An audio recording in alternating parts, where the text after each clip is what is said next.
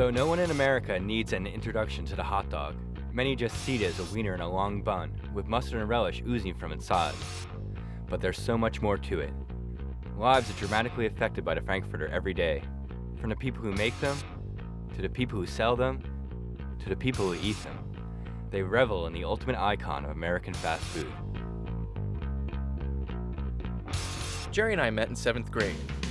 We became good friends hanging out at Hot Dog Johnny's, a hot dog stand in our hometown. Johnny's is the perfect roadside stand. It's been around since the 40s. It sits right along the Delaware River, and it's always packed with hot dog lovers. We only sell hot dogs, french fries, and drinks, that's it. After college, we went right to work and slowly realized our post-college soul-searching had been lost to dead-end jobs. Restless and bored, and nearing 30, we longed for a time much simpler, when a trip to the hot dog stand was all we needed to right the wrongs in our lives. It was time for a new adventure, a trip to places unseen where we can meet the people that live for the hot dogs in our lives. We bought a van, painted a logo on the side, and packed it full of film gear. We grabbed our friend Kevin to come along for the ride, and off we were to travel the country in a bright red van with a hot dog on top. We weren't sure who was out there or what we would find, but we knew we were looking for the hot dog in everyone. Because to understand a bike, you look at its wheels. To understand a wall, you look at each brick. And to understand America, you have to look at the hot dog. This is our story.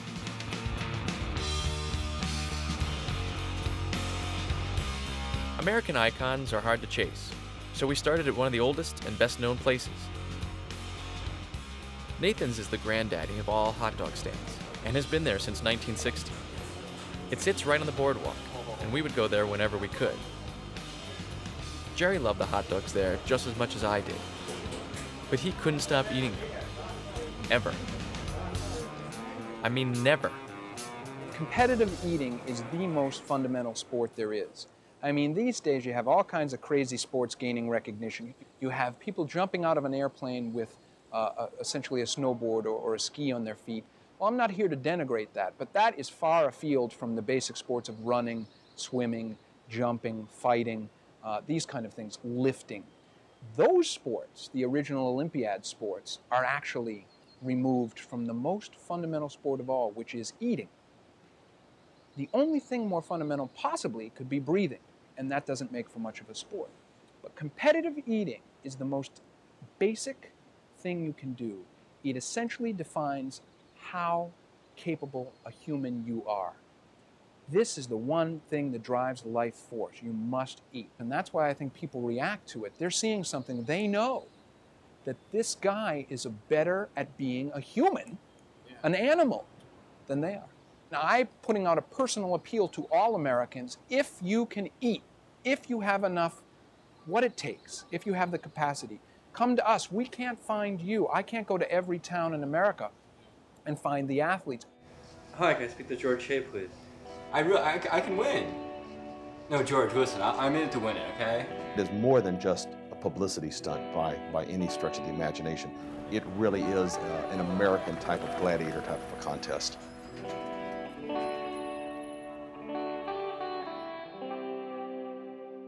Competitive hot dog season is that moment in summer that is the best, the sweetest, the new corn. I have been impressed by the development of the sport over the past, certainly 5 years, where training techniques have really grown and the skills have been enhanced through a study of the sport, watching the films, watching the training tapes. I am impressed by the dedication that these kids throw at this sport. No, it's okay, whatever you do, it's good. Don't worry, yeah, this is just the beginning. This is just the beginning. Ready? Go.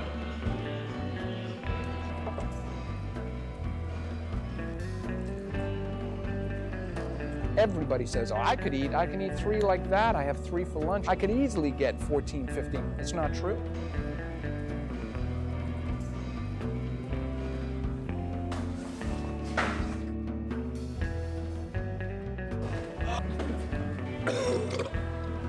It's good. I'm a loser. You're not a loser. You're not a loser. You're not a loser. You're a winner.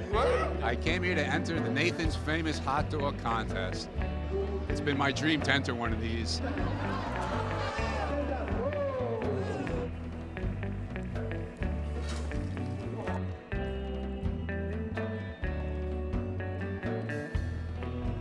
That's right, baby. Nothing's stopping him. Nothing's stopping him.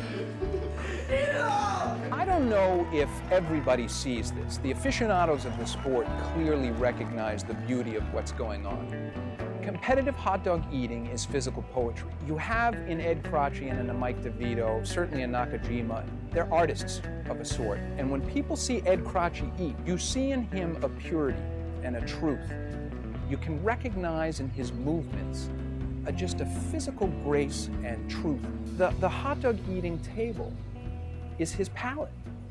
You have to be able to see this kind of thing. Not everybody can appreciate art. You know, the hot dog eating contest, I think of as a tongue-in-cheek experience. I think these guys think of it as something else. Tomorrow's event at Nathan's Famous has been run every year since 1916. It is an annual hot dog eating contest, and it is an international event. It is 12 minutes long, all you can eat freestyle.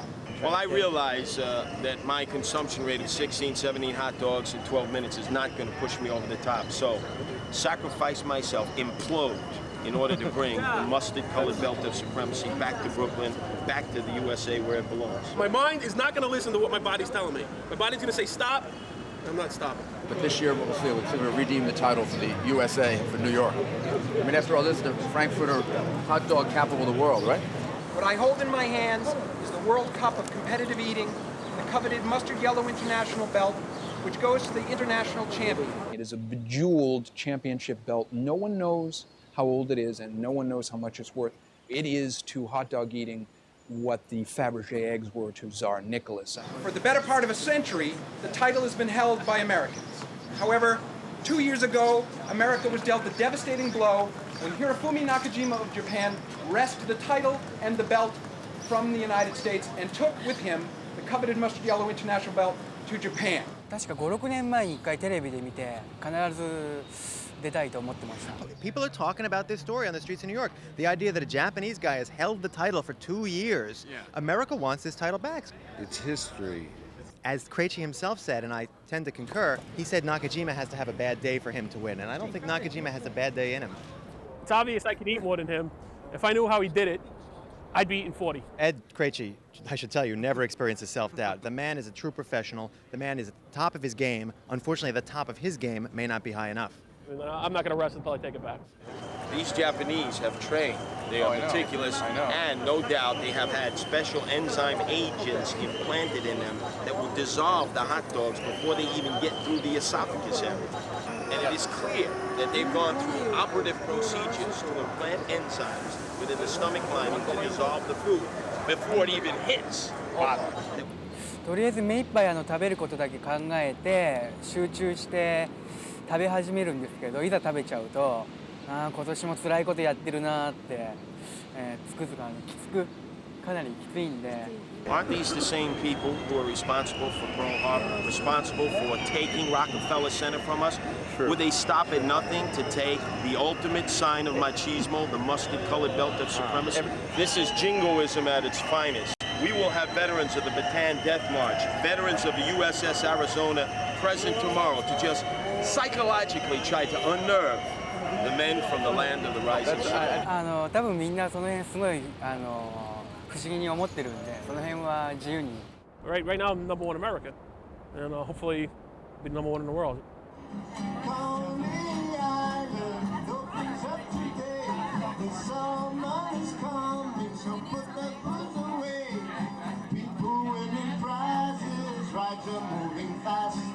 Adrenaline rises, they're having such a blast. But warning, you don't go in the hellhole.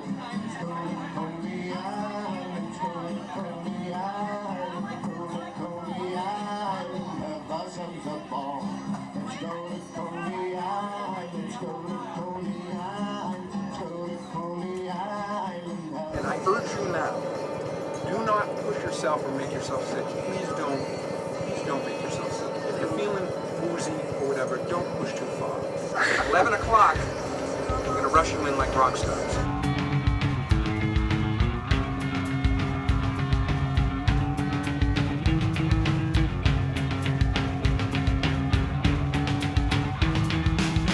What's my best? fooling around at 8:13. It was a complete joke. I had a full pizza before 13 hot dogs. I can eat just bite by bite. I'm just going up there and shoving hot dogs down my throat. Inhale, buddy. These guys take it very seriously. At the same time, I mean, they understand that it's a contest, that there is a promotion to it, that certainly they personally get some publicity out of it. But quite honestly, you really do see them put on a game face as the contest starts to tick down to the starting gun.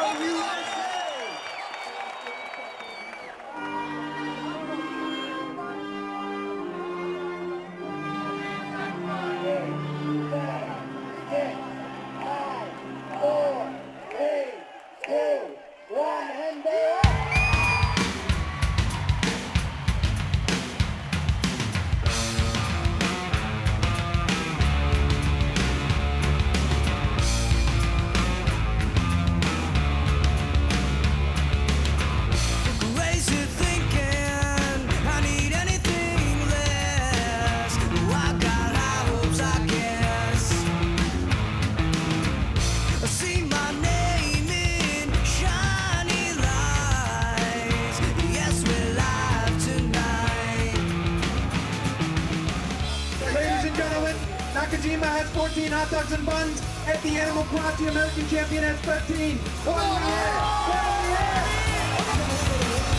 Got the world in the palm of my hand. Yeah, you man. 2-minute mark. As a total of 21 hot dogs and buns.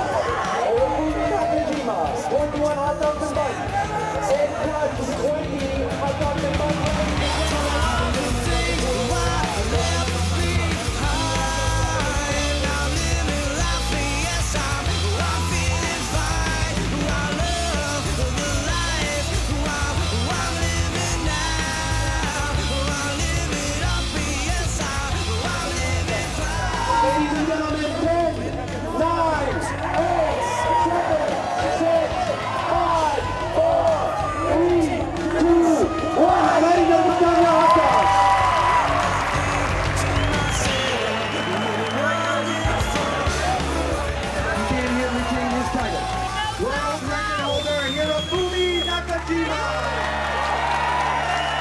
ね、歴史のある食べ物だから非常にいいんでないでしょうか。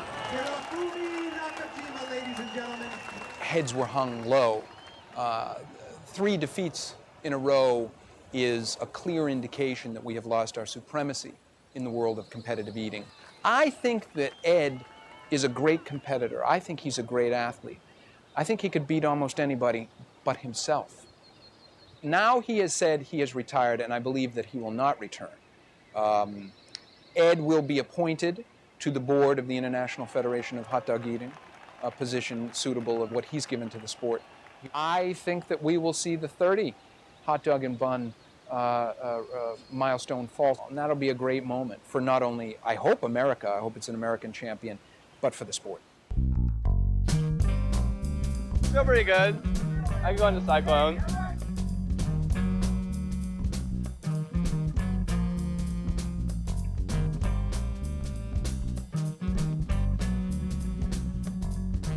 Not all the guys on the team, they call me hot dog. They call me all kinds of names. I was the brunt of all their antics, you know.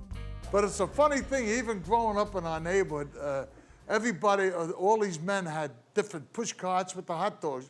And the big thing was going to Columbus Circle in New York City, and they had hot dog stands there. And you could eat all the hot dogs and sauerkraut, 5 cents a piece. And you know what you got? Free lemonade. Now, you don't remember that. No. But now I'm going back like to like 1930, maybe 34, 35. And the money was burning in our pockets. We couldn't wait till to get to the hot dog stand.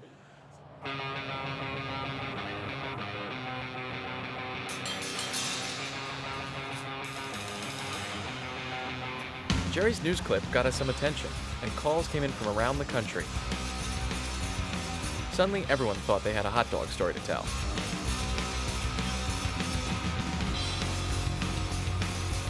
A fellow in Boston had started a hot dog festival 10 years earlier, and we were on our way.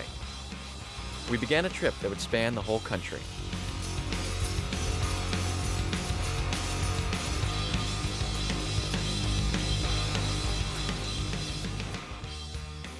May 23rd, 1999 will be the 10th year of the hot dog safari. It has grown every year for 10 years. Welcome to Hot Dog Safari, everyone.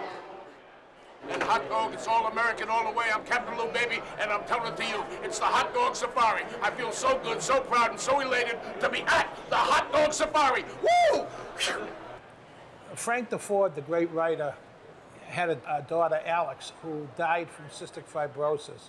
At that time, Frank and his wife had studied so they could take care of their daughter, knowing that Alex couldn't live beyond the age of 14 or 15. And you know, I said to myself, geez, we ought to do something for cystic fibrosis because it's the third largest killer of children in the United States. You know, and I think if we tied up the fun of a hot dog, the fun of licking an ice cream cone, the fun of seeing masses of people and kids wide-eyed, and tying that into a charity, it would reach people. I think we should just start at one end. Start at one end and just work our way down. We should start at this far end. It's 9 a.m. We've now have practically every major brand of hot dog at the Hot Dog Safari, and people have gotten to know some of their brands. I just had 6 grill brands and 1 Hebrew Nash. So it's a toss-up between those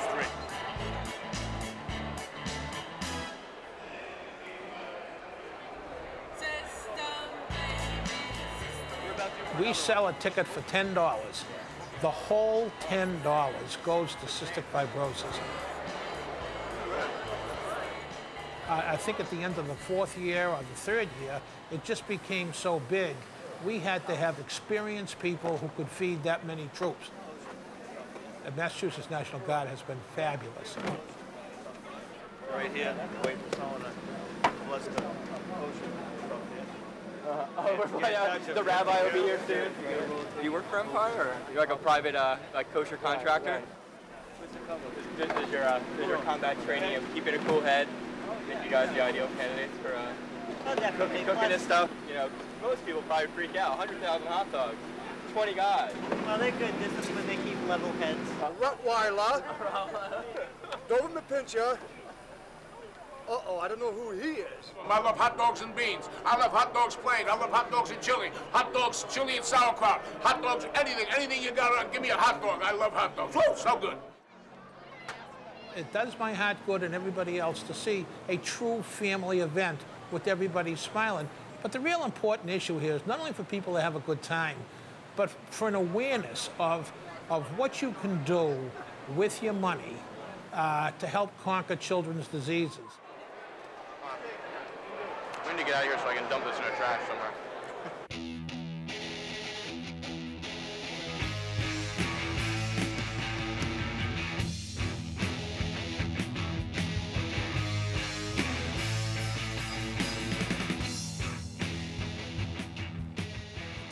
My father bought the place in 1950 off of 2 sisters named the Callahan sisters. The Callahan sisters had it for around 6 years before, and they used to sell little hot dogs back then. And Hiram's was here for around 6 or 7 years before that. Matter of fact, my father worked with the original owner of Hiram's.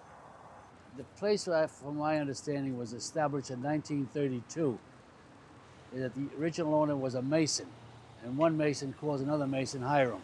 So that's the reason why that name is here. I'm the 3rd owner, and I came in 1958, so I've been in business here for 40 years. People come from all over and come here, right from the airport. They'll say, I just got in from California, And this was the first place we came to, you know. We hear that many times. We're famous in Bergen County, but take us out of Bergen County, no one's heard of Hiram's, you know, so that's the whole thing. Well, unique about Callahan's, now I'm prejudiced, but, you know, I think we have excellent service.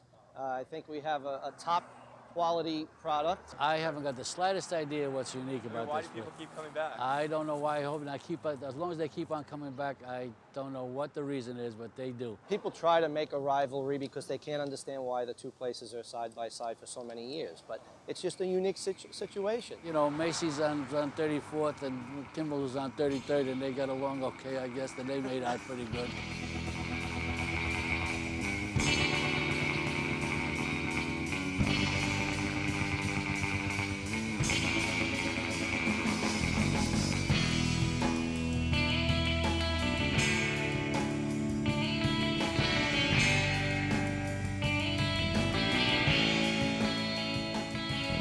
I've eaten hot dogs, I guess, all over the world. In fact, I was in Prague in Yugoslavia, and I said to the girl, oh, they were great too. I says, I want 2 on 1 bun. The bun's fattening. And she said, what the hell are you talking about?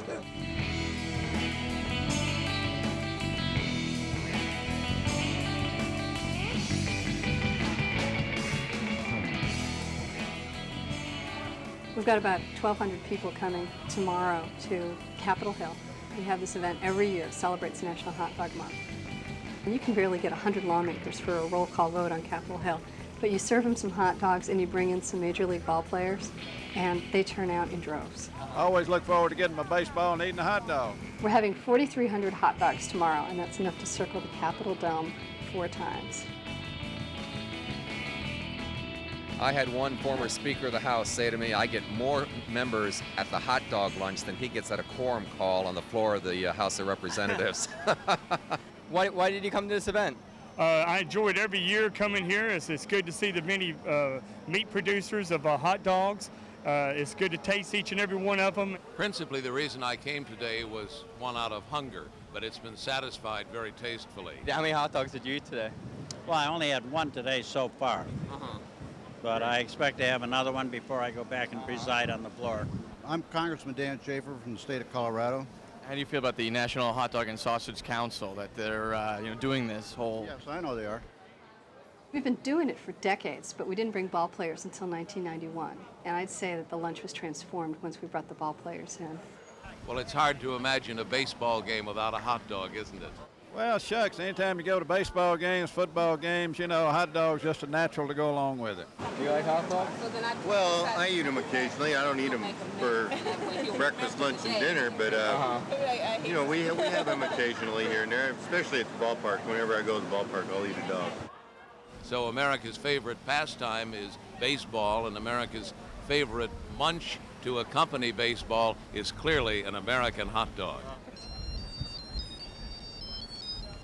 Hot dog. Fat kid, skinny kid. We have to weed out Capitol Hill interns who are looking for a free lunch. It's an invitation-only event. I mean, you can't imagine what we go through to control the crowds. Is there any problems of protests at this event? Like I saw, they asked when we came in if we were the pro or con meat people. Well, the pros are the overwhelming majority. You know, I think the great thing about the marketplace is that there are tofu dogs for about 5% of the population who may choose to eat them, and then there are meat hot dogs for about the 95% of the population that choose to eat meat hot dogs. But there are some groups who want to deny people the choice of enjoying this wonderful meat product. Actually, they dressed women in little lettuce leaf bikinis, and they're called their lettuce ladies, and they were enticing the lawmakers to try these tofu hot dogs. If you think eating pig lips, spleens, intestines of animals holds some sort of American tradition, I think we need to move away from that. So you feel that by showcasing yourself in a certain way that is going to promote vegetarianism? It's good for you, good for the animals, good for your love life. Good for your love life in what way? Eating meat and fat clogs arteries, and it clogs arteries to all your organs. There's significantly fewer vegetarians who are impotent than not meat eaters. Now, what would you say if, ever since I started this documentary about hot dogs, my sex drive has increased? I I don't know why that is. I guess being around phallic symbols all the time really would get you going. So would you date a meat eater? Do you have a card or? Yes, I've run out of cards. Quick, give me a card. Quick, everyone has cards. Hot dog. Armor hot dog. The taste kids love to bite. As cute as she was, wearing lettuce outfits just seems a bit extreme to me. Okay, she didn't call either, but we pressed on, heading west across the country, to a great hot dog place where the idea of long-term employment isn't an outdated idea.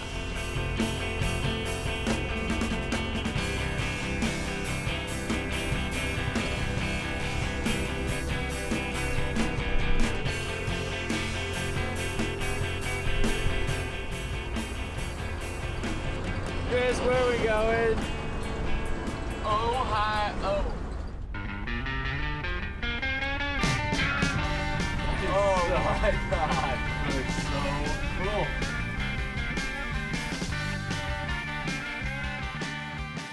I originated this back in the war. I just got out of the service, and I remember selling hot dogs for 12 cents in them days, and that's when meat was hard to get. We decided on hot dogs or knickknacks, so we did one side knickknacks, one side hot dogs. We ended up selling $22 worth of hot dogs at 12 cents a piece back in '46. We threw out everything else, and we continue on.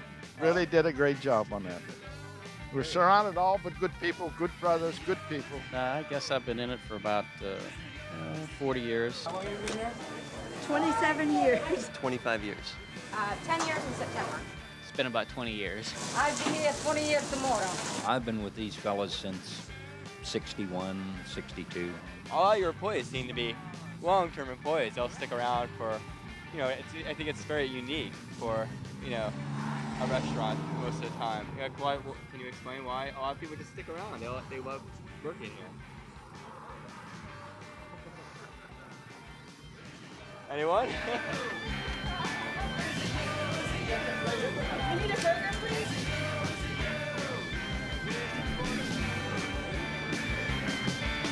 For us, it's got to be the chili sauce. The chili sauce is just something that people crave. Larry has got this down to a science. You can tell by just how Larry does things. It's just perfect. He's perfected his skill and his art. They leave me alone. They just let me do my thing. We haven't killed anybody yet.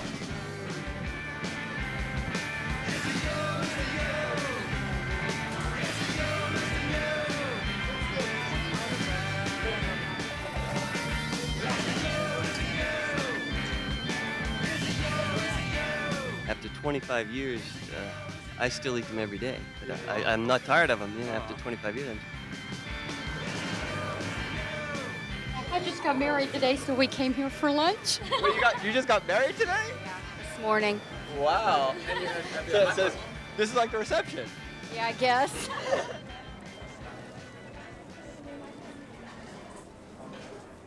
Kevin, eat.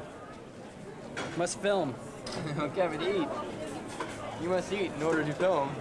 7 days without a hot dog makes 1 week. Amazing grace, how sweet the sound. This is really like the heart of America and what it's all about, I think. It just happens to be in hot dogs. The product is made fresh. That hot dog that you order right now is made specifically for you. It takes a lot of work. I was blind, but now I see. This is really like the heart of life. Taught my heart to fear, and the grace my fears relieved.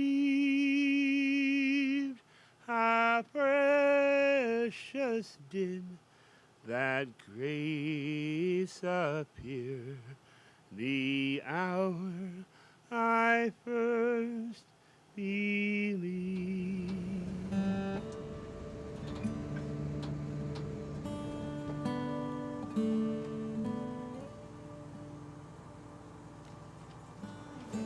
We put together hot dogs, and other things, chips and cookies, but hot dogs is the main course. And we go down on the inner city of Columbus and kind of a poor area near the shelter, and we feed outside of the open shelter. Everybody knows, you know, as that, the hot dog people. I kind of had a burden for the people on the street, and a lot of the people that really needed the help, it seemed like they were outside the church, they weren't inside the church. And I felt a burden to go out into the streets. When we first started, but we were just kind of pooling our money together. It's kind of a struggle for a while to do it every week, you know, I know if you had enough money for the next week. Now John's done it he'll be going on, I think, 5 years. Yeah, I think and consistently, he's never missed a Tuesday, never has missed one. And the pastor asked him one time, he said, are you going tonight? Maybe you shouldn't go, because it was you know, almost blizzard conditions. Yeah. And John said, those guys count on me, and I'm going to be there.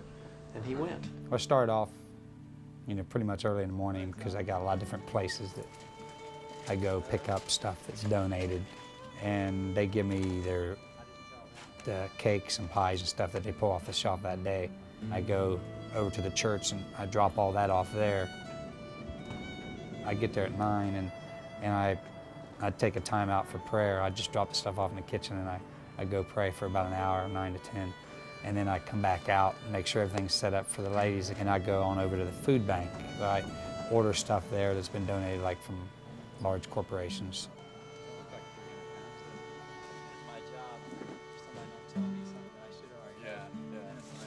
From there, I usually go buy oldies. I buy the bun-length hot dogs there.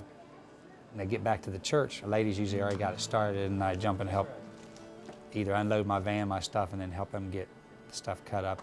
Leave there, I'm usually pretty much putting the stuff together here, getting ready. When she gets home about 2:20, then she jumps in and starts helping get stuff ready. And then we have a few people from the neighborhood and from our church that come to help wrap up the hot dogs and stuff. I've always told people, I said, I'm not going to give somebody something I wouldn't eat. I've heard some pretty nasty stuff that people got. We eat the same hot dogs ourselves, and we like them. So even though they're pretty economical price that we get them for, there's a good taste. Good hot dogs. This goes to the first shelter. It's the first batch, which is 200. My dad was an alcoholic most of his life. Like before he died, he got cleaned up and he started his own halfway house. And he was helping people run AA meetings and stuff. And at that time, I was doing my own run around and drinking. You know, why this was going on. And when I realized that that wasn't where I was happy, you know, some people say, well, you're doing just kind of like what your father did, you know, in a kind of a sense, you know. And I see that. They just take help, hope, and hot dogs. You know, those things all go together. They go down to people that have no hope, that live in a day at a time, an hour at a time, and fill their stomachs with hot dogs and share the gospel with them. And there's been times where we went and we fed under the bridges, and it was night, and it started to get dark, and you walk out and you see the skyline, you see the city of Columbus, and you see all the money. There's the city of Columbus, but yet there's someone sleeping under the sidewalk, you know? It's just kind of wild contrast to see the two. This whole area is dead set against the shelter not being there. You know, like anything else, moving to somebody else's town.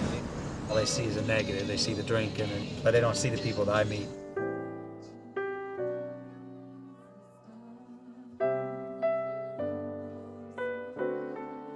I'd like to be in full-time street ministry where I can put all of my effort, all of our effort together. I really want to continue doing just what we do. I think with all the people and the help that we got, we'll be able to do it all.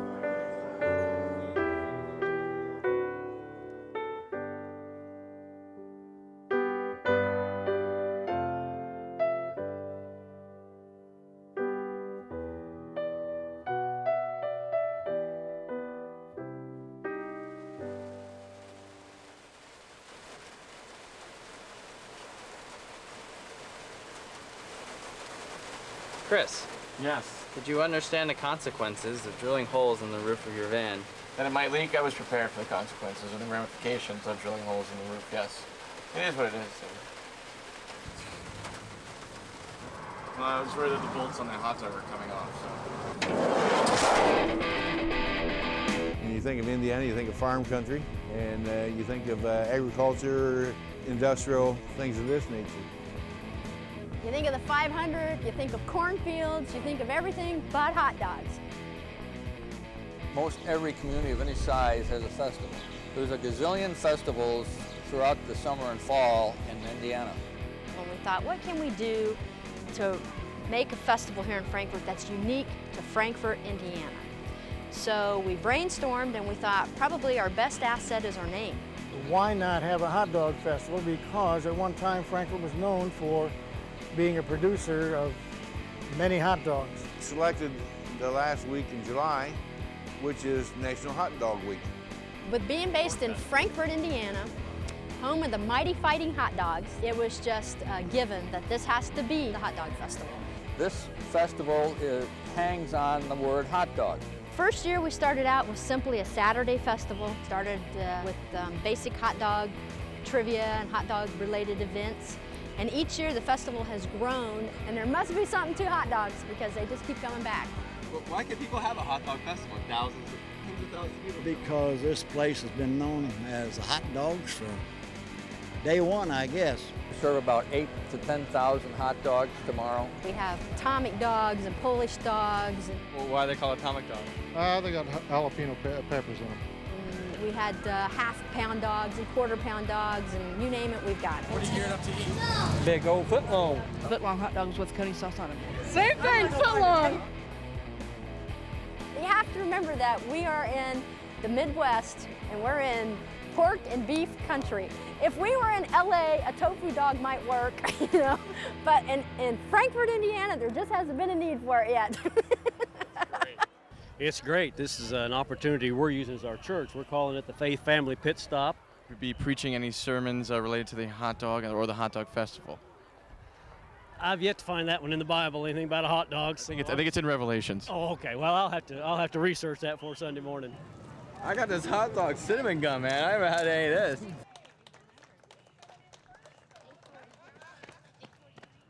Any world records broken today? Not that I know Not of. that I know of. For the fastest buns or anything like that? Nicest looking buns. How Nicest about looking that? buns. Who won that competition? Me? Oh, of course, yes. What channel you guys with? We're doing an independent documentary about hot dogs in America. Oh no! Has anyone broke any records since we last saw you? No. No record. No, I still have the cutest buns. Yes. Yes, you do. In everything we do, we try to point towards the hot dog. For example, the food, of course, are hot dogs. We will always serve hot dogs, all kinds of hot dogs, at our hot dog festival. The one thing that we wanted to make sure of is that when we started this festival was that we tried to have something for everybody. 3, 4, 1, 2, 3, go,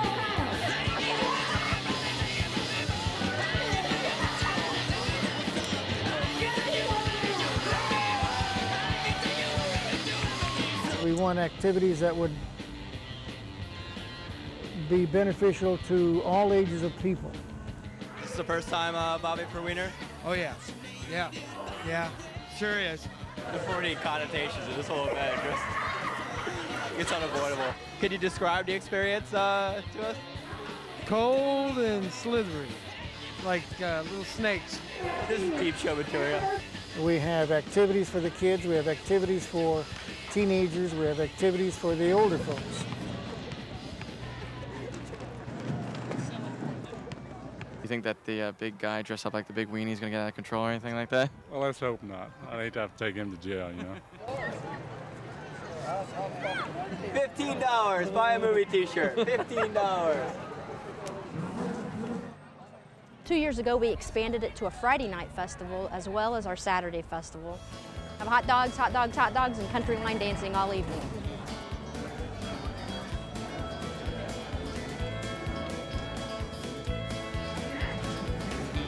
You don't know how excited we were when you called us. You just, and I'm saying that from the heart. We thought, man, this is great. And we've spread the word about you folks coming, and we couldn't be more excited because it means a lot to us. It makes us feel good.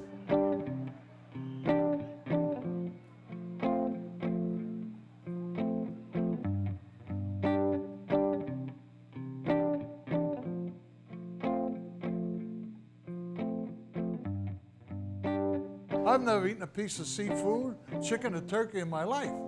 But I've eaten a lot of hot dogs, cheeseburgers, salami, bologna. They tell me everything that's bad for you. I eat other food like I like, but I like hot dogs the best.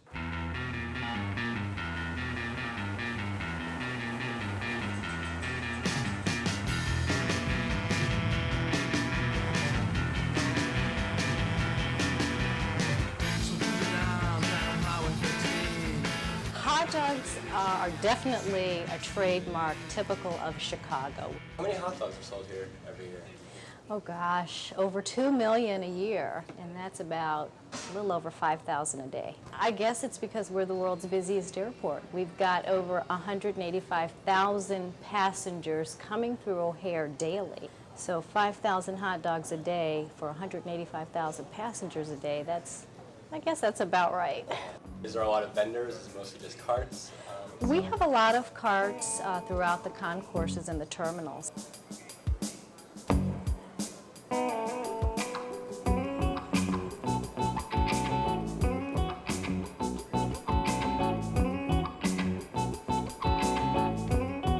Can we interview you about hot dogs at O'Hare Airport? Okay.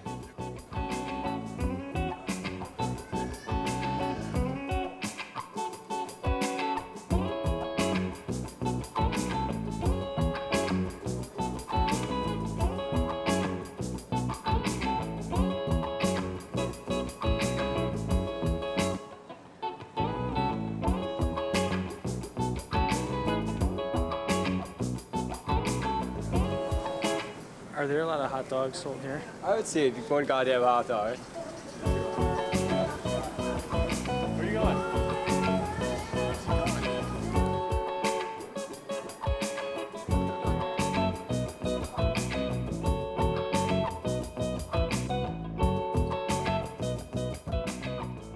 What's so special about hot dogs at O'Hare Airport? They're the best. They're the best? There's not a lot of hot dog carts here. I've been walking around for like an hour. Well, I imagine if it sells 2 million hot dogs a year, it has to at least get 10 carts. Sure, she's quick, but that's a lot of hot dogs. She's very fast. Right here, 500,000 hot dogs. Sure. According to the Hot Dog and Sausage Council, over 2 million hot dogs are sold here every year. According to the inside, the account we got from a vendor, she does sell 500,000 hot dogs a year. There is a secret grill, and maybe that's where they make the most hot dogs. I think that was on Concourse A. If I was, working the runways, I get pretty hungry too. So there's one barbecue pit, 4 hot dog stands, 2 million hot dogs a year. Who knew?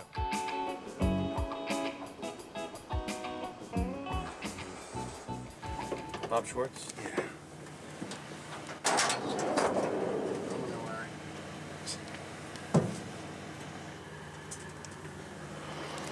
Your comments, please. The directions that were on Jerry's lap have now blown onto the car. Chicago has been the home of Vienna beef for 105 years now. We started way back in 1893 at the Columbian Exposition when we had 2 Austrian immigrants that came over to show their wares, and their wares included a line of sausage products that they aptly named Vienna beef. On this side is our domestic fresh bull meat, and this is the richest kind of meat that you can have because it is higher in protein, lower in fat, richer in color, and this is what primary ingredient that we use for our hot dogs. The other primary ingredient that we use are the choice trimmings, which you see over here, that are trimmed off of the briskets, the sweet briskets that we use for our deli meats.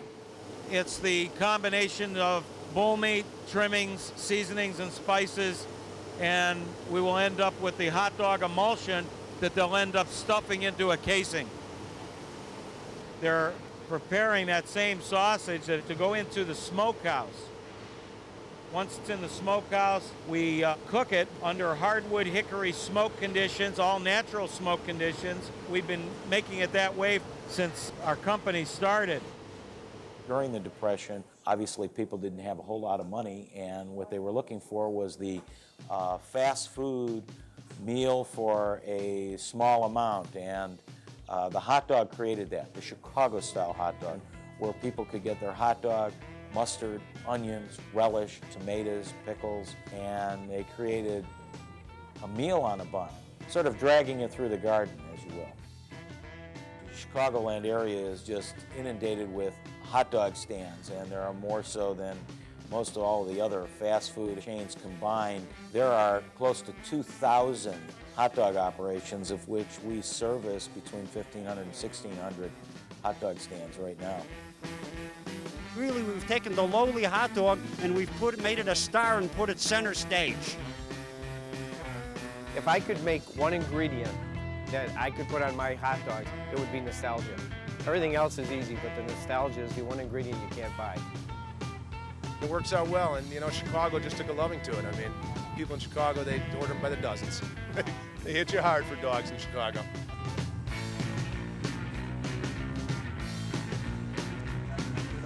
They're telling us I gotta go to Superdawg. It's the only like freestanding place.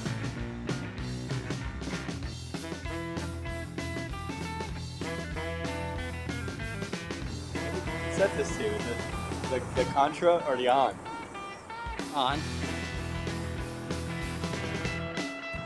Shake the lens cap off? Yeah. We opened that first day, Sunday, May the 8th of '48, took in $20 and said, we're on our way. We opened with the name, figures on the roof, took my Florrie out of a hot, stuffy schoolroom where she'd been teaching in the Chicago public school system and put her into this magnificent edifice that was 20 feet by 12 feet. Even today, we are the only place in the Chicago area still providing in-car service. And when we go away, we eat an enormous amount of hot dogs when we're out, tasting, sampling, seeing. A porcupine is not really a very attractive creature except to another porcupine. And we happen to get very, very excited sensuously by hot dogs. Mustard, thank you for relish, onions, Uh-huh. pickles. That's everything. You can have hot peppers. We ask every customer, do you want hot peppers? Now, do you want all of that on your dog? Can I eat now? Yeah, you can eat now. Come on.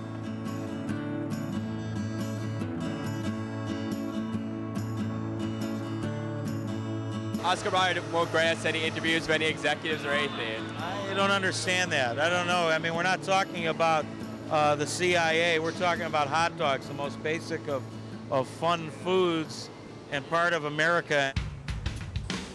It was just a hot dog. I mean, ever since we started shooting, Oscar Mayer had been avoiding us. Dark Haven Castle. At this point, we had had enough. It was time to make our presence known. Hi, Chris. This is Lauren. This is from Bozell. I represent Oscar Mayer, and I was returning your call. I would be interested in hearing more about your project, but generally, Oscar Mayer actually says they definitively do not allow cameras into their premises. It's Oscar Mayer, all right. Kevin, what do you want to do today? Nothing legal.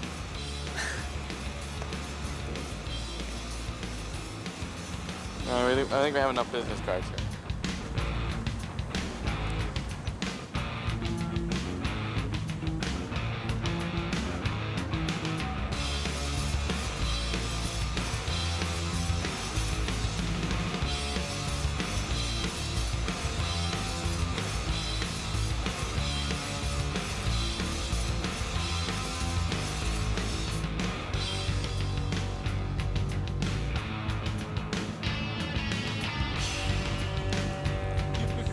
At least then all you gotta get is a ticket for littering. I know, yeah, they have my number. All right, let's get out of here.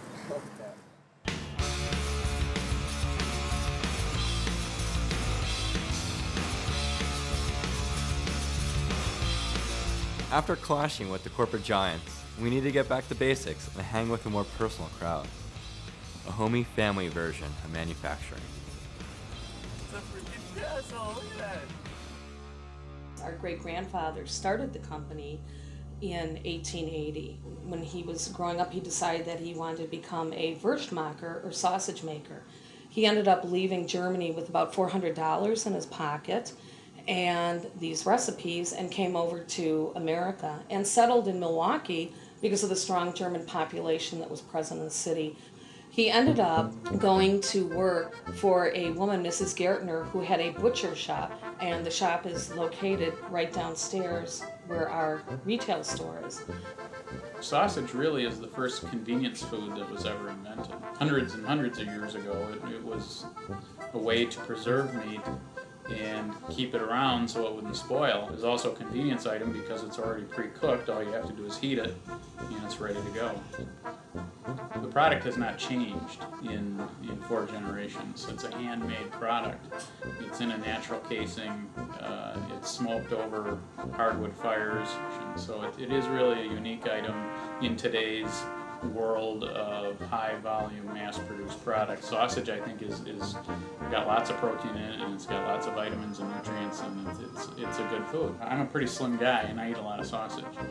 In Germany, it's very much a tradition that the elves would always finish the work that people didn't finish during the day. They would finish at night. And when we were little and growing up, coming down to visit, we were always looking for elves. The 6th floor is our attic, and that's where they really like to hang out, and you have to listen, and you can hear them. Cool. Yeah. Way cool. Aces. What are our little tricks today? Don't look at her, Deborah. It's a boys' club. You'll see all of our special magazines.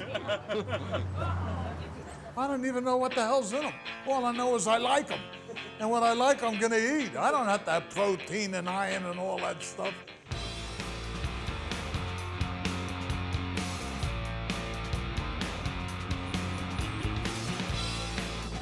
Yeah, I think it's fine. Yeah, bastard.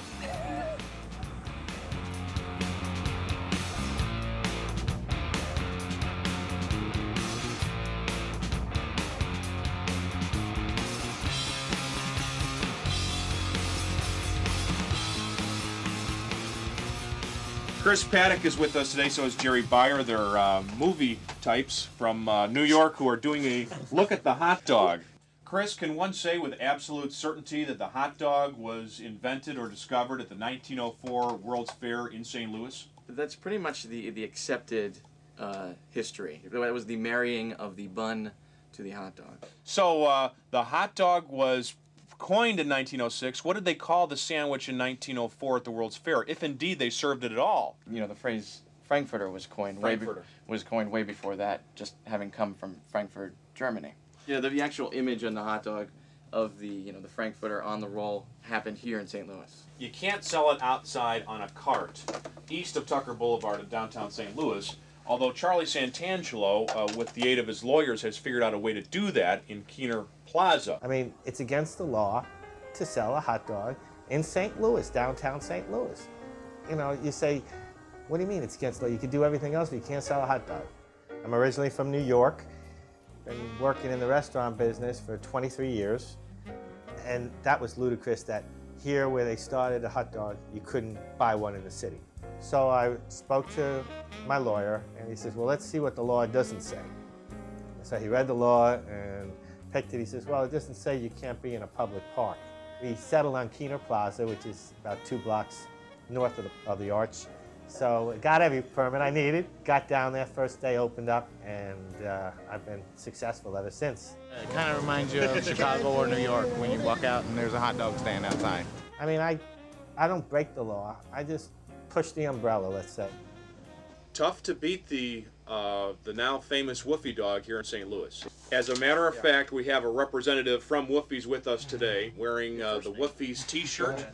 I worked for a street department for 12 years, then I cut grass on my own for 10, and then I bought a hot dog stand. You see the natural progression of things there? It is unbelievable how crowded this place gets. The whole dining room will be packed. There'll be people lined out the door, lined up around the building, through the drive-thru. My daughter and my wife work here. They're talking about painting my my room orange and yellow, so I've had a little bit enough about Woofy's. My husband said, how hard can it be to rent a hot dog stand? I think my wife got me this place so I'd have something to do and she can track me down. I knew I didn't know what I was getting into, but I really didn't know what I was getting into. Chris, you're on KMOX. Hey, good morning to you. And good morning, Chris. I'm really interested in hot dogs myself. I like them so much, I built a giant hot dog on a bun bicycle. Really? I don't know if you've seen me motoring around St. Louis. 8-foot bun, 10-foot hot dog. Where are you? Where are you right now? Me and my bike are in Soulard, and if you want a picture or whatever, I can get with you. You can ride it around if you like. It's a 3-speed. This is Willie the Wiener. He's a hot dog on a bun. The bun is 8 feet long, and the hot dog is 10 feet long. A friend of mine really wanted the Wienermobile to come to an event she was having and couldn't get it, so I promised her that I would make a hot dog on a bun on a bicycle for her. It's been all over the country. I'm the people's dog, bringing smiles to people, you know, wherever I can go. And it was really unexpected. I mean, the response from people. I knew it was a little bit phallic, but I had no idea how the women would react to it. And I even had a woman flash the wiener. But it's only a certain type of woman, though, you know, one that's experienced, you know, and she knows what she wants. She's not shy, you know, she'll come up and say, I want to sit on your wiener.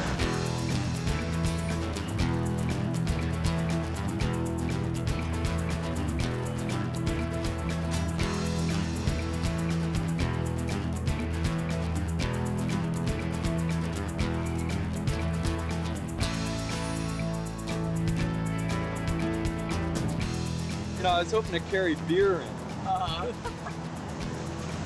You always have to have a place for your beer on your bike. That's what I would say.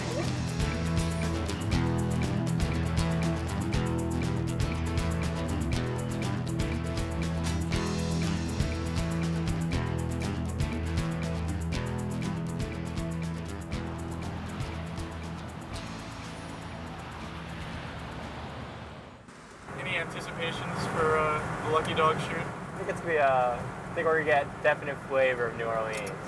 I think New Orleans is one of the most unique cities of America. There's no other town like New Orleans.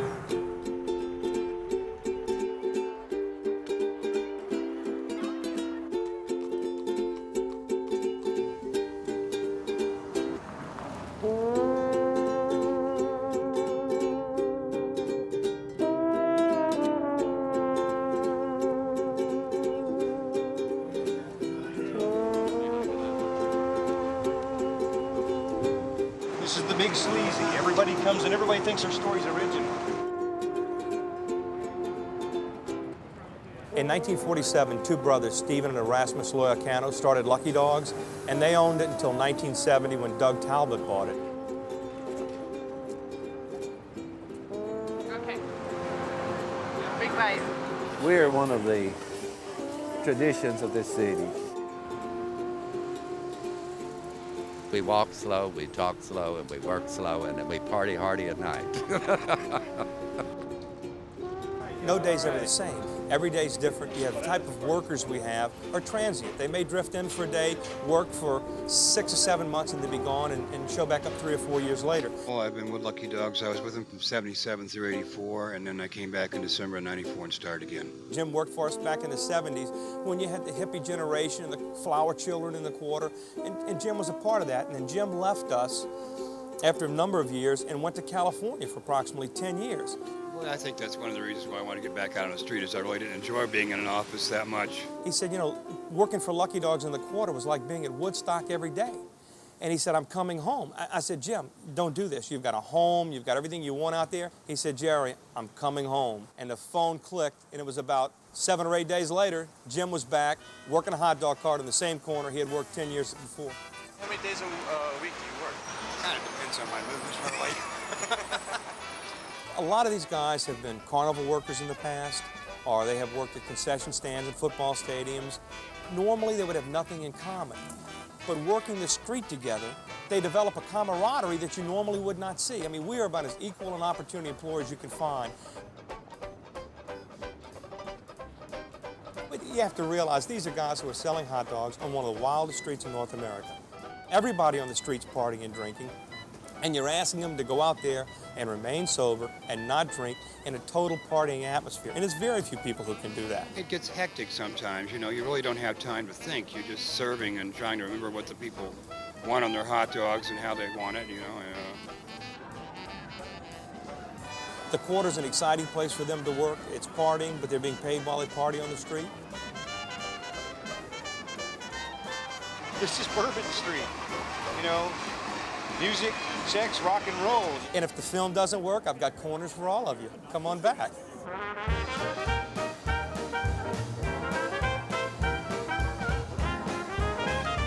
Watch this side. This is the pathway to the jungle.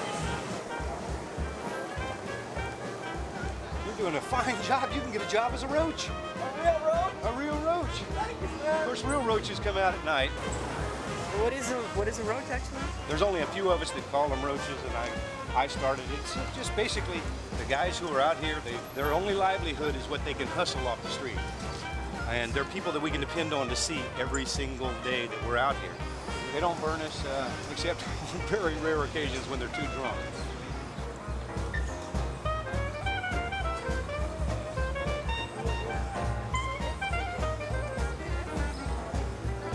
Whoa, whoa, whoa, whoa, whoa, whoa, whoa!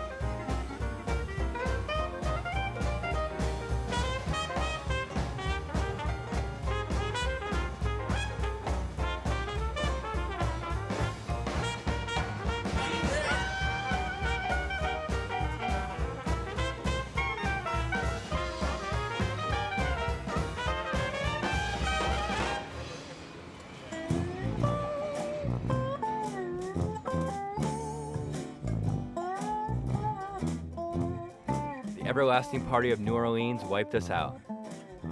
Looking for a recharge, we drove towards the setting sun, ready for whatever the West Coast had to offer.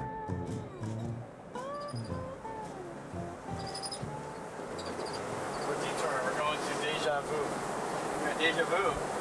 Yeah. Been there before?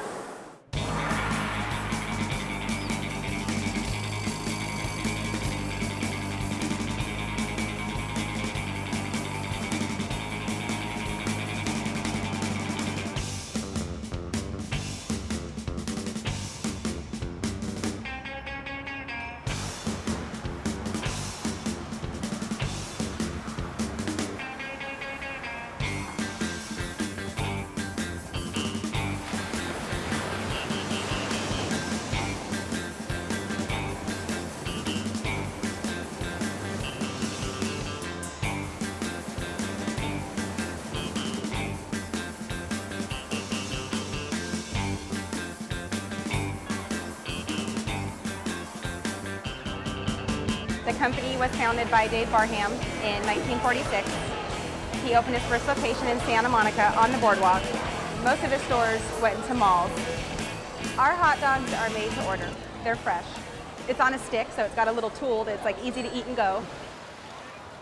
Annually, we sell about 6.5 million hot dogs. So it's a fun environment. We have fun colors. We have great lemonade. Little girls got power. Yeah.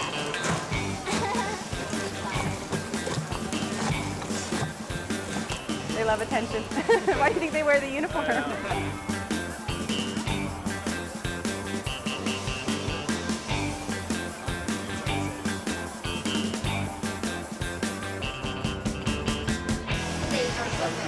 tastes like hickory. You like it? You don't like it? You're making faces. Okidog been here for 20 years. Oki stands for Okinawa. We're from Okinawa, which is Japan. Yeah. We specialize, it's called Okidog. It's 2 hot dogs, chili cheese, pastrami. It's wrapped in a flour tortilla. It's very unique items. You know, you can get nowhere else but here. Like Japanese eat the rice, you know, like American people eat the hot dog. This is basically the same, serving the same items for 20 years.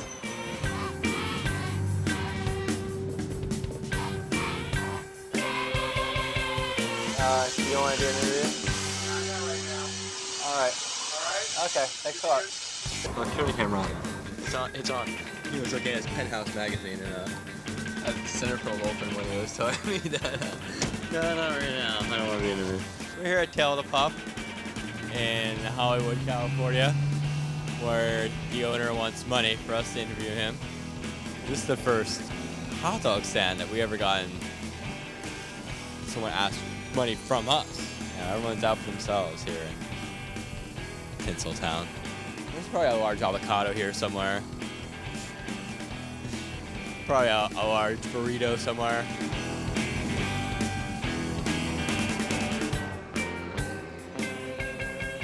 We've been written up in a number of books over the years.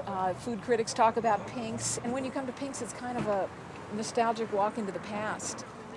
My mother bought this lot. She saw this cart and decided to go and buy it for $50. It's been in the same location ever since. In 1941, we built a little storage area, and then in 1946, we built the building that's here today, so not much has changed. We're surrounded by the studios, and a lot of starving actors used to come here, and my father-in-law used to say, listen, you know, I'll treat you to a dog. When you make it big, you know, you come back and see me. And Dean Martin and Jerry Lewis, you know, came back. Bill Cosby came back. Michael J. Fox, before he became big, he used to call Pink's office. And supposedly, the story goes, answered the payphone, and that's how he found out from his agent that he got the call and made it to Family Ties. Bruce Willis proposed to Demi Moore here. People used to come here just to watch Orson Welles eat, because he would sit there. He was a big man, and he could down, you know, 20 hot dogs at one sitting. It's fun to be part of all of that. They were doing an article on feng shui, which is the Chinese art of energy and having just the right energy in a place, and they took all the top restaurants in LA, and Pink's came out second among all of them in terms of the, I guess, the excitement, the energy, the flow. So we were really excited about that.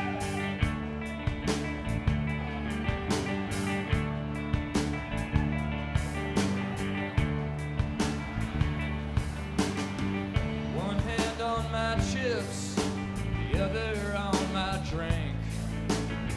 It only comes when the waitress sees I'm gambling.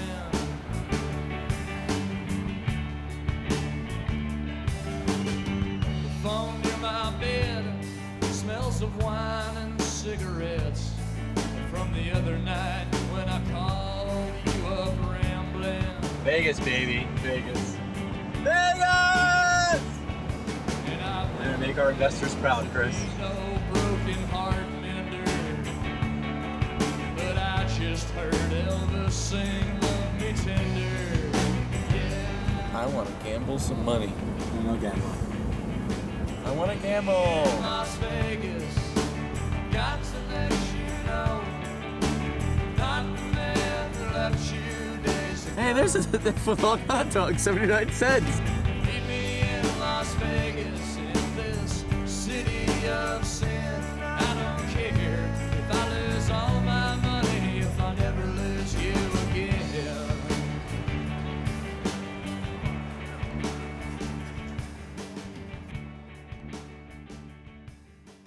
In 1963, NASA approved hot dogs for consumption on their missions.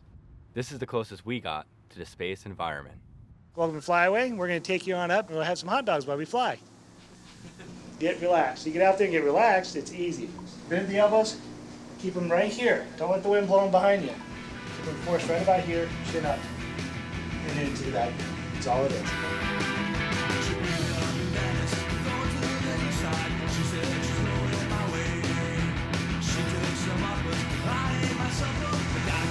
There we go.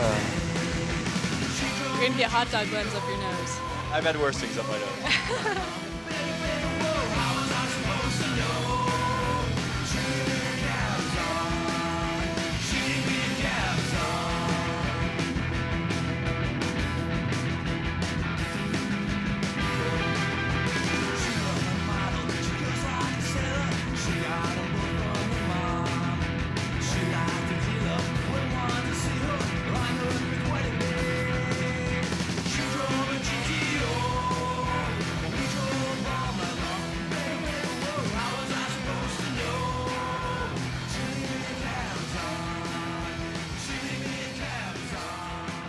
The business was founded in 1929 by my mom's stepdad. His name was Casper Kajulian. He successfully operated his business until he passed away in 1943, so my mother and grandmother operated the business until my mom and dad were married in 1946, and at that point my dad gave up his career as a gem cutter and gave up cutting rubies and topaz for onions and tomatoes. I took over from my dad in January of 1997. I guess I'm the third generation from our family that's operating this particular business. Well, an original Casper-style hot dog comes with mustard, tomatoes, sweet relish, and onions. That's a hot dog with everything. It takes an awful lot to make a really good hot dog. People don't seem to realize that. During the Battle of the Bulge, there was a lot of German infiltrators wearing U.S. uniforms and speaking perfect English, and so that was a big problem for the U.S. troops that were over there. They found this straggler who was dressed in an American uniform. And he says, "Where are you from?" And the straggler says, "Well, I'm from Oakland, California." So the lieutenant asked people in his patrol if anyone was from Oakland, California, and one of the guys said, "Well, I'm from Oakland." And he says, "Well, ask this guy a question about Oakland, California that only somebody from Oakland would know." And the guy says, "What's Casper's Hot Dogs?" The guy says, "It's a hot dog stand on Lake Merritt in Oakland, California." The guy says, "Come on, you're one of us." There's something about this hot dog, this sausage that you put in this bun. It's not like throwing something on a grill and cooking it on both sides and putting it in a bun and serving it to somebody. It's more than that. Everybody want everything? Oh, yes. I'll load it up.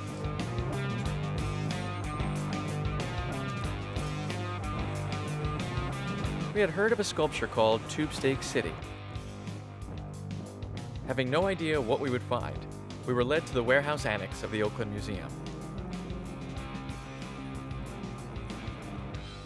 And in the middle of all the stored artwork was what we were looking for.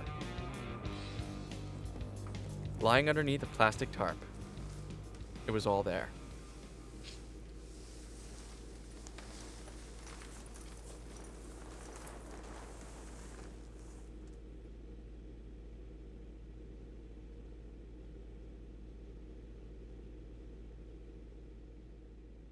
What we were going to do is a group project that would be far beyond the means that any one of us as individuals could do. We did this, what was called Tube Steak City project. And this particular project was a hot dog that was 12 feet tall. I was a young teacher and trying to get my class motivated and trying to do something that was, just extremely demanding in terms of time and energy. I thought it was a good project. I was excited about it because I thought it entailed an amount of involvement that you just don't get in a normal class. You never get a group of people working together, putting in the hours that all those people did, and producing something like that. We worked on that, this group, for over a year. It was very, very involved. And the idea was for the buns to open to a nice open stance, and then the hot dog would slide up on the pole about 1.5 feet or 2 feet. Then close down, and then revolve 180 degrees and do the same thing again. I was coming up the hill and I looked and I said, "What the hell is that thing?" It's disgusting. Not like art, man, but it's disgusting. Some people loved it, enjoyed it for the fun and humor, which we were hoping they would. And other people were just incensed. You'd think you were doing something horrible against them personally. But perhaps they've never really thought about visual symbolism and art in general, and so they're connecting things in their own strange way that... Well, I've never had a hot dog served that way to me. I find it hard relating to a hot dog on end.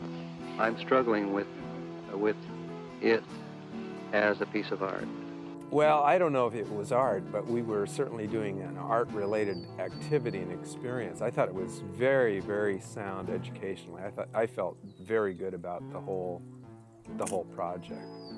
I think that one thing that this project did finally accomplish, especially this year, it was a project where people got together, worked, produced something, and stood behind what they produced. And that was the most important part of it to me. Kind of a pat on your own back for being part of something that was a job well done. It's an experience that you have to go through to know what it's like. It's hard to explain in just plain words. Also, it's very sobering in the fact that it makes you realize that nothing's really a snap or that easy to do, or permanent. Nothing is permanent.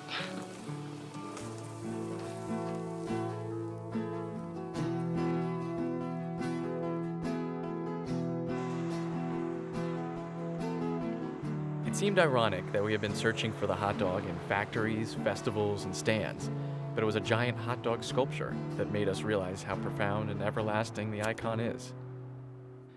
When we left on our trip, we thought that to look at America, you had to look at the hot dog, but that really wasn't enough. It was more than just a tube of processed meat. It was about places, emotions, and people. This was not just a journey, it was a discovery. It had been a long trip. We were tired and hungry for salads, but we had just one more place to go. A place that had been in front of us all along, with the people we had always known.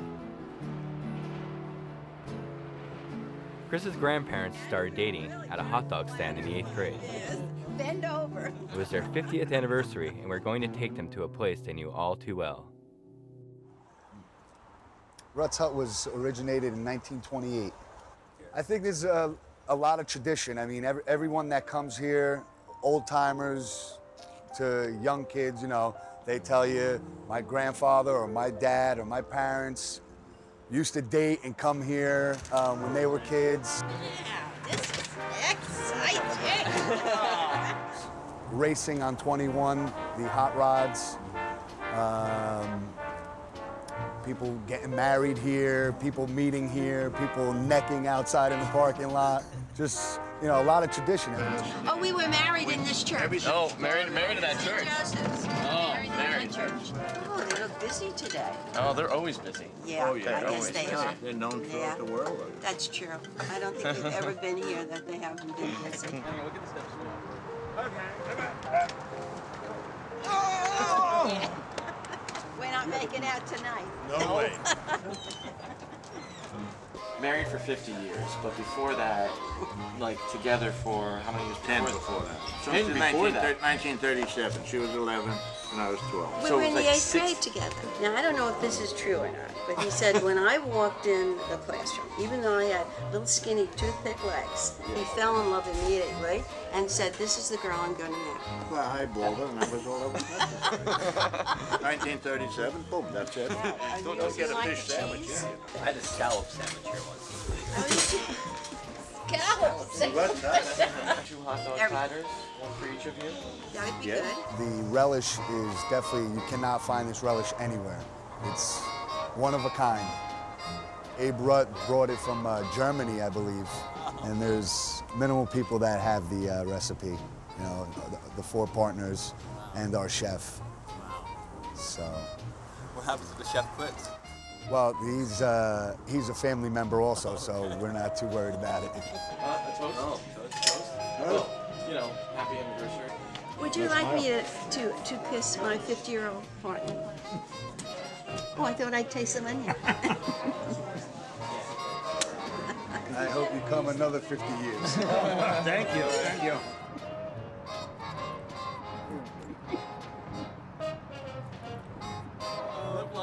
Oh. All right, break it up, you guys. Break it up. Go home now. Break it up.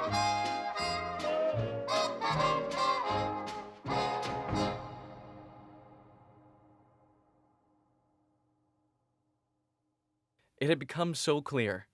The best hot dog is your hot dog. And as long as there was emulsified meat and a casing to stuff it in, we would be there. 3, 2, go. 15 seconds. See the winner circle. Gearing up. It's got to be smaller. How are you feeling? No.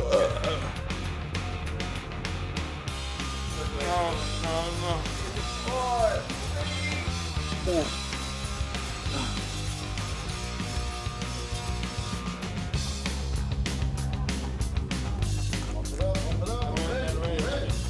Are you in this thing too?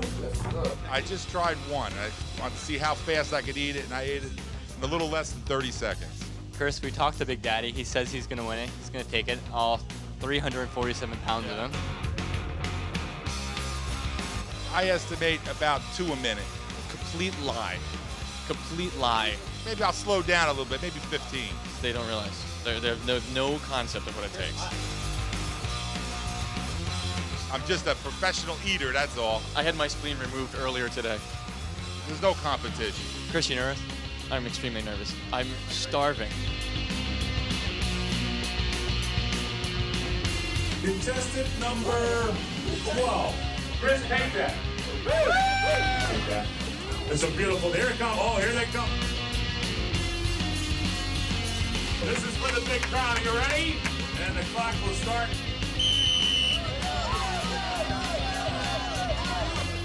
There's all right.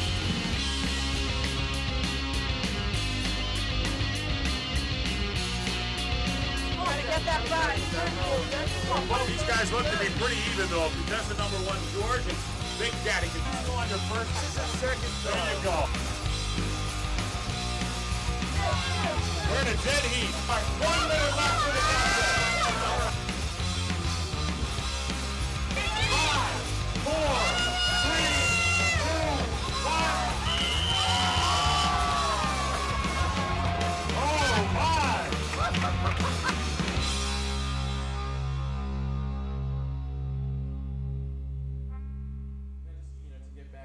You're getting me hungry now, just talking about it. We'll have to go out. Do you have No, we got kosher ones down in the snack bar. Oh, it's great. Sure. What time do they start serving? Anytime you're ready. Anytime you're ready.